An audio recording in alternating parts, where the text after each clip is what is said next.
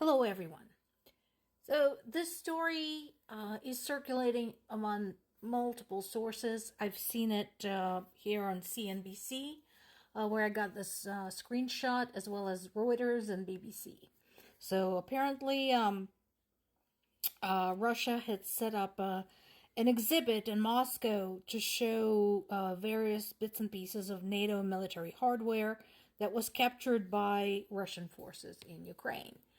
No surprise there. I mean, NATO members have been supplying Ukraine with various pieces of equipment, ammo, and so on and so forth.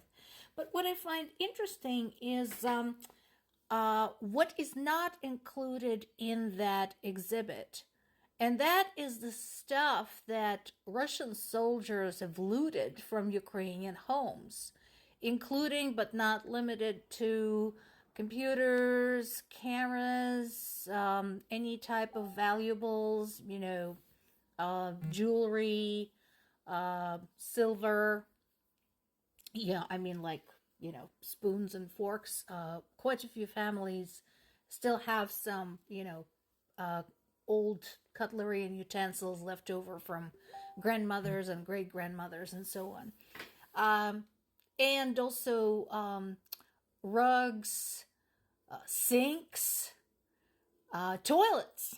Toilets have been extremely popular. Children's toys, clothes, etc., etc.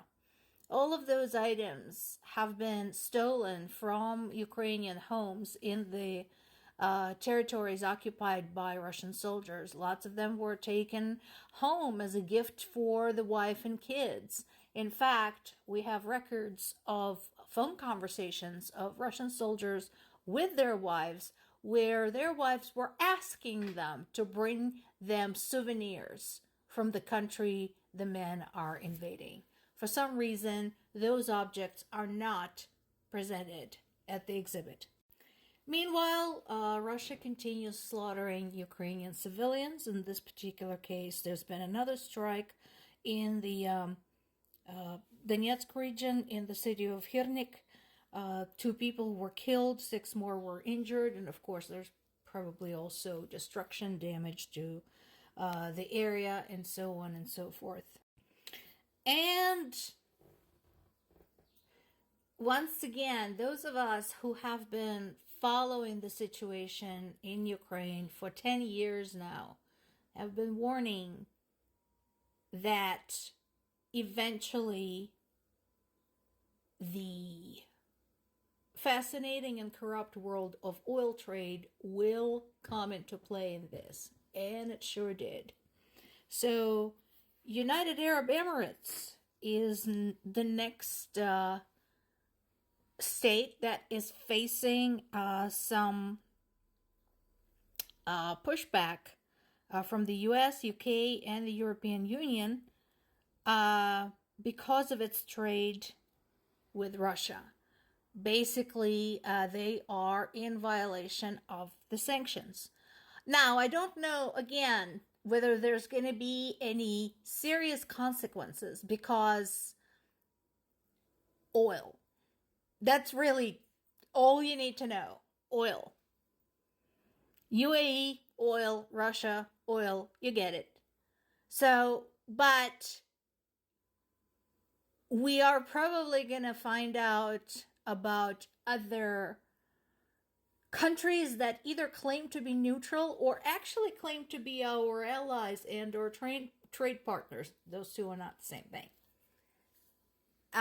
Who are one way or another trading and collaborating with Russia. So this is from the Guardian, and again, Guardian, check first. So Russia claims that it has hit Ukraine's Southern Army headquarters. Knowing Ukraine's strategy, I doubt Ukraine will confirm or deny this. And I think that is smart because Ukraine so far had reached most of its successes in this war by keeping the cards close to its vest. So I think that is exactly what it should continue doing. and Russia can just stew in its own juices and try to prove that what they're saying is true. Now, once again, something else they're doing that's interesting. They usually wait a couple of weeks after each oil rig strike before claiming responsibility. Could be multiple reasons for that. First of all, again, if there is some underground movement involved that is on Russian territory, they're probably wanting to make sure that whoever is involved gets the hell out of there and disassociates themselves from the location, which is, again, a smart thing to do. And second, they also want to make sure that the operation went as planned. Again, smart. And then there's this. So this isn't Politico. Politico has been not too bad reporting the news in Ukraine, although there have been some times when they were kind of hit and miss. But this is a good article, and I suggest you read it, especially if you're interested, again, in how oil trade and oil locations are impacting the global economy and how it all fits in with the war in Ukraine. So what's going on here? First of all, there is the obvious impact. War is expensive. Everybody knows that. And where is it the most expensive? It's the fuel. It's not even supplies to the soldiers. People are cheap. No. Equipment. That's where the money is going. So it's not just getting the equipment. It's also maintaining the equipment. It's arming the equipment. And of course, it's fueling the equipment. And since the front line has been sort of very mobile, there is a lot of fueling required. So there is that. Not surprisingly, Russia had to divert whatever gas, whatever diesel, whatever kerosene it's got to the front. As a result, Russian people are feeling the shortages and the increase in prices. So it's not just basic food products and stuff, it's also fuel anything. And of course, then Ukraine started developing its strategy of hitting Russia where it hurts, which is in the oil industry, which once again makes total sense. Anybody who says, oh, those are civilian targets. No. Oil rigs produce fuel that goes to the front. If they wanted to stop, they can leave Ukraine alone. They can get the hell out of there. They can do a 180 and go home and never come back, which has been suggested to them.